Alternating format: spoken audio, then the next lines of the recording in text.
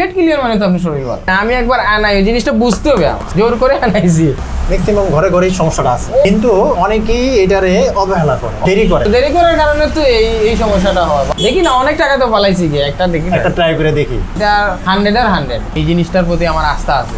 আমি যতটুকু পেয়েছি আলহামদুলিল্লাহ। প্রশান্তি খাওয়ার আগে কি কি সমস্যাগুলো ছিল? মূল সমস্যাই তো মনে করেন আপনার টয়লেটে হার্ড।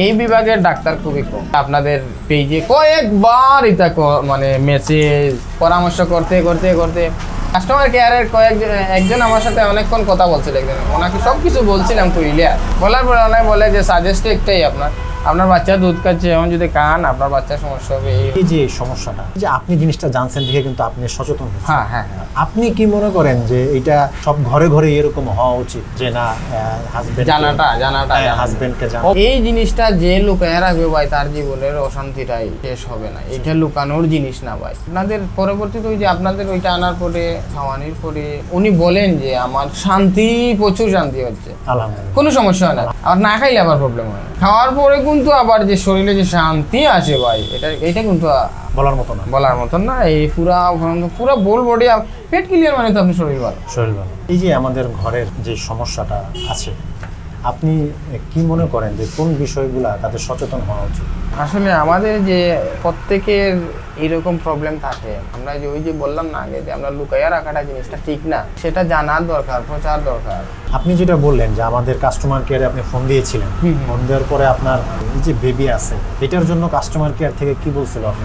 ওনারা আমাকে যথেষ্ট পরিমাণ সুন্দর কথা বলছে ভাই আমাদের এইটা আপনি মায়েদের জন্য যদি গর্ভবতী হয় ওরা খাওয়াটা ঠিক না, কোনো কিছু না আল্লাহ না হোক যদি বাচ্চাটার প্রবলেম হয়ে যায় তখন আপনি সমস্যা পড়ে যাবে, এই জন্য নিষেধ দিয়েছেন ওনারা। আচ্ছা, আমি যখন আমার 5-6 মাস বাচ্চার বয়স, তখনও ওনাদেরকে বলছি, তখনও উনি নিষেধ দিয়েছেন না। আমি চিন্তা করলাম যে না, আমি একবার আনাই এই জিনিসটা বুঝতে হবে, আমার জোর করে আনাইছি।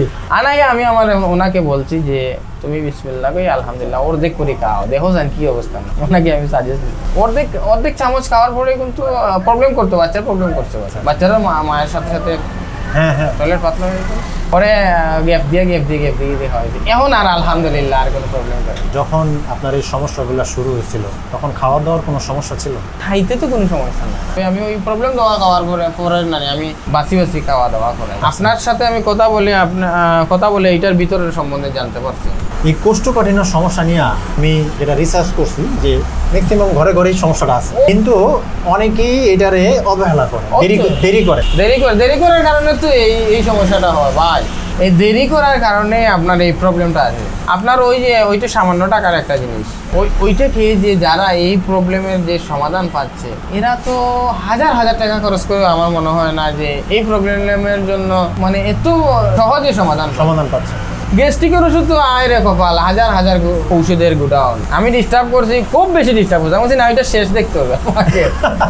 টাকা যাও কি দেখি না, অনেক টাকা তো পালাইছি গিয়ে, একটা ট্রাই করে দেখি। মন থেকে কথা বলতেছি, আমি কোনো বানায়া কথা বলতেছি। এখন এই যে আপনি প্রশান্তি সোনাপাতা মিক্স পাউডারটা 10-এর ভিতরে কত দিবেন? আমি যতটুকু আপনাদের ওইটা পেয়েছি আলহামদুলিল্লাহ, সেটা 10-এর মধ্যে 10 কি দিব আপনাকে, এটা 100-এর 100। এটা যতটুকু আপনাদের কাজ করে, আমাদের যে ওষুধ যেগুলো আছে ওগুলো খাওয়ার পরে যে সাইড ইফেক্ট, আমার সত্যি কথা চুল পরিমাণ কোনো সমস্যা পাইছি না আমি, এই জন্য আপনার ওইটার বদনাম করবো না। পারভেজ ভাই, আপনি আমাদের কাস্টমারের সম্পর্কে প্রোডাক্টের ব্যাপারে কি বলবেন? এটা খেয়ে আমি যতটুকু পাইছি ভালোই, এই জিনিসটার প্রতি আমার আস্থা আছে।